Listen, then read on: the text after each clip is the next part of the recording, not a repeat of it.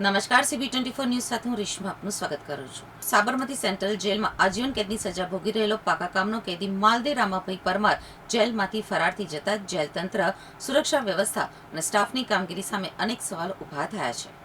સાબરમતી મધ્યસ્થ જેલમાં જેલર તરીકે ફરજ બજાવતા દેવદત્તસિંહ ગોહિલે ફરિયાદ નોંધાવી છે કે જેલમાં બડા ચક્કર યાર્ડ નંબર 4માં કુલ 33 કેદીઓ રાખવામાં આવ્યા હતા.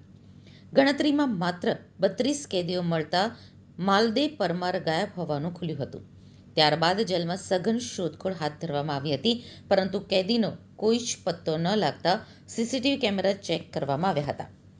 ફૂટેજમાં માલદે પરમાર બડા ચક્કર યાર્ડમાંથી બહાર નીકળીને જેલ સ્ટાફને ચકમો આપતો અને મેઇન ગેટની બહાર નીકળી જતો જોવા મળ્યો હતો.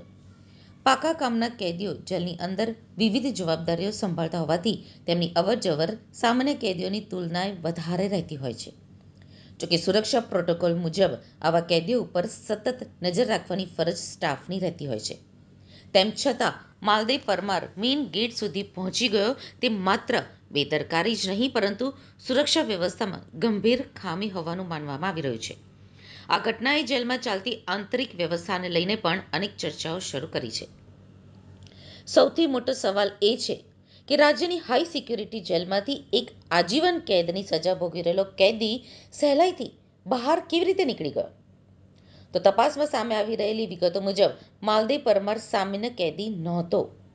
તેના વિરુદ્ધ વર્ષ 2023માં પોરબંદરના કમલાબાગ પોલીસ સ્ટેશનમાં હત્યા અને પોક્સો સહિત ગંભીર ગુનાઓ નોંધાયા હતા.